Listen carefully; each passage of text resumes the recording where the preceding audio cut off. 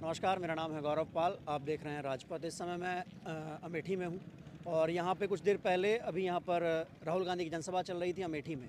हमारे साथ यहाँ पर तरुण पटेल मौजूद हैं और आज ये खूब चर्चाओं में है। चर्चाओं का कारण है समाजवादी पार्टी की लिस्ट। समाजवादी पार्टी ने गोंडा से श्रेय वर्मा का नाम अनाउंस किया है और ख़बर ये भी है कि तरुण पटेल वहाँ से कांग्रेस के लिए तैयारी कर रहे हैं।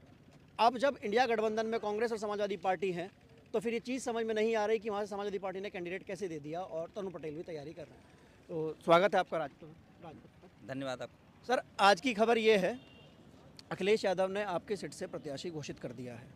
अब क्या होगा? आप चुनाव लड़ेंगे, नहीं लड़ेंगे, क्या होगा? ये फैसला कांग्रेस के नेतृत्व आदरणीय मल्लिकार्जुन खड़गे जी और राहुल गांधी जी या हमारे प्रभारी अविनाश पांडे जी, हमारे प्रदेश अध्यक्ष अजय राय जी तय करेंगे। अच्छा जी।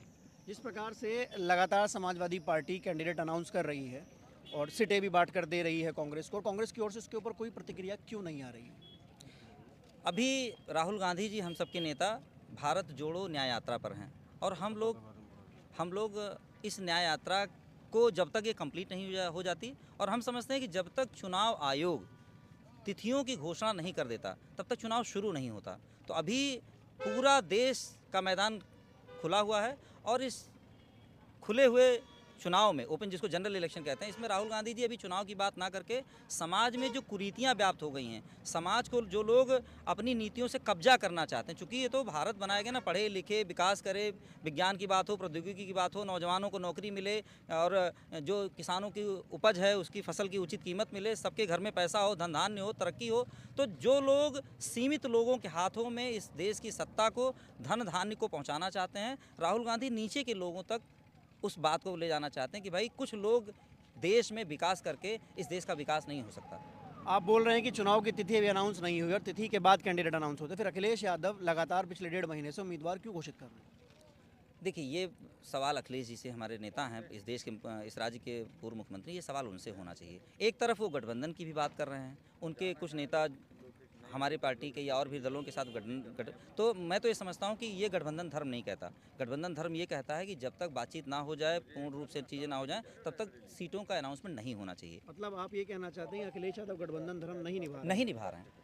अच्छा, निभाना चाहिए उन्हें। एक खबर और है, समाजवादी पार्टी के एक बड़े मजबूत नेता स्वामी प्रसाद मौर्य, उन्होंने अपनी पार्टी बनाने का ऐलान कर दिया है। अब इस फैसले से क्या जो ये इंडिया गठबंधन की जो राजनीति उत्तर प्रदेश में हो रही है, इस पर कोई असर पड़ने वाला है? जरूर पड़ेगा। देखिए, पीडीए कह देना, पिछड़ा, दलित, अल्पसंख्यक कह देने से काम नहीं चलेगा। हम लोग तो अपनी पार्टी में भी कहते हैं, आदरणीय अपने नेतृत्व से भी कहते हैं कि आप भागीदारी की बात बोल रहे हैं, सिर्फ बोलने से काम नहीं चलेगा, दिखाना पड़ेगा। हम लोग ये बात इसलिए अपने नेतृत्व से कह पाते हैं क्योंकि हम लोगों को हज़ारों हजार नौजवान कल इलाहाबाद में मिला है और कहा है उसने कि भैया अगर ठीक से ये पिछड़ा, दलित और अल्पसंख्यक और माइनॉरिटी की बात हो ही गए तो ये जान लीजिए जलजला आई जाए, पूर्ण बहुमत से कांग्रेस की सरकार आई जाए, ये कहते हैं लोग। तो फिर जिस प्रकार से 11 सीटें बांटकर अखिलेश यादव की ओर से दी गई, जयंत चौधरी छोड़कर चले गए, उसके बाद तमाम पल्लवी पटेल नाराज़ हो गई, तो आपको और लगातार अखिलेश यादव हावी होने की कोशिश कर रहे हैं कांग्रेस पर, आपको क्या लगता है, क्या अखिलेश यादव मजबूती से चुनाव लड़ना नहीं चाहते या फिर जो पूरी खिचड़ी है इसको ख़राब कर देना चाहते हैं? नहीं, इसको मैं ये कहूँगा कि अभी ये सवाल थोड़ा अर्ली, जिस दिन चुनाव आयोग तिथियों की घोषणा करेगा, आप देख लीजिएगा 1 हफ्ते के अंदर इंडिया गठबंधन का स्वरूप अपने आप स्पष्ट हो जाएगा। मतलब कांग्रेस कितने सीटों पर चुनाव लड़ेगी? कांग्रेस में मैं समझता हूँ कि ये तो डिपेंड करेगा कौन कौन लोग इंडिया गठबंधन में शामिल है। हो सकता है कल को बहुजन समाज पार्टी शामिल हो, जैसा कि तमाम लोग बोल रहे हैं, उनके सारे सांसद बोल रहे हैं। हो सकता है कल को जयंत चौधरी मना कर दिया है नहीं, देखिए राजनीति में होता क्या है भाई, मना ना करे तो क्या ईडी सीबीआई के छापे मरवा लें अपने ऊपर। आप देख रहे हैं इस समय किस तरह से राजनीति विद्वेष की, अब राजनीति कहाँ, अब तो युद्ध हो रहा है और युद्ध इस देश को संसाधनों पे कब्जा करने के लिए हो रहा है। नरेंद्र मोदी जी सिर्फ ओबीसी का मुखौटा बन करके, भाई 52 साल की उम्र में उन्होंने अपनी जाति घांची को, जो जनरल थी, उसको ओबीसी बनाया। तो ओबीसी का छलावा दे करके तमाम दलित ओबीसी के वोट को उन्होंने लिया है और कहीं ना कहीं ओबीसी समाज छला हुआ महसूस कर रहा है। सही लोग इस समय राहुल गांधी जी के इस स्टैंड से, खासकर भागीदारी के स्टैंड से घबराए हुए हैं, इसलिए तमाम ये जो राजनीतिक, खासकर मैं कहूँगा जो ये धर्म होना चाहिए, इसको नहीं अपना पा रहे हैं। मतलब आप ये कहना चाह रहे हैं कि बसपा सुप्रीमो इस समय ईडी और सीबीआई से डर लोगों रही की है? ज़मीन हिली हुई है।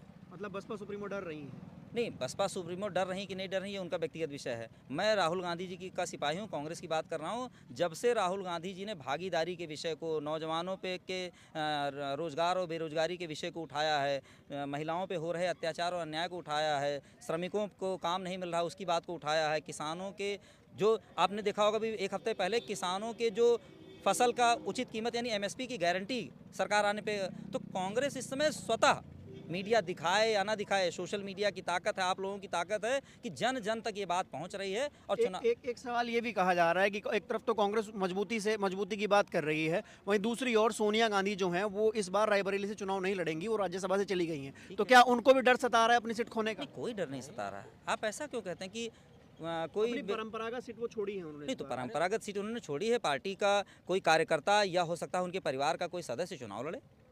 देखिए, सोनिया गांधी जी का उनका एक अलग कद है, उनके प्रति लोगों के मन में एक अलग आदर है।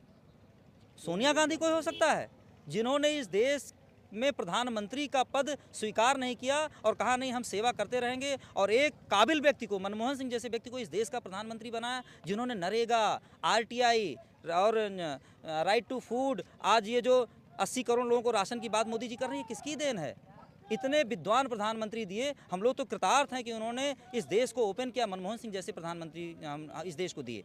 अच्छा, आप गोंडा से आते हैं, आपके यहाँ के एक बहुत चर्चित सांसद है, पूरे देश में चर्चा रहती है, दबदबा, आपकी गाड़ी पर भी दबदबा लिखा हुआ था, क्या इस बार उनका दबदबा रहने वाला है? हमारी गाड़ी पे लिखा हुआ दबदबा ना दबाओ, कांग्रेस को जिताओ।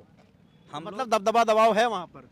थोड़ा सा, चूँकि अभी हमारे यहाँ थोड़ा सा बैकवर्डनेस थी, लोग पढ़े लिखे नहीं थे, अपने खेत खलिहान तक सीमित थे, कोई वोट मांगने आता था उसको वोट गिफ्ट कर देते, दे देते। मगर अब वहाँ के तमाम नौजवान, लाखों लाख नौजवान, प्रधानी जी लड़ते हैं, प्रधानी जीतते हैं, कोई किसी का दबदबा हमारे ज़िले में अब नहीं रह गया है।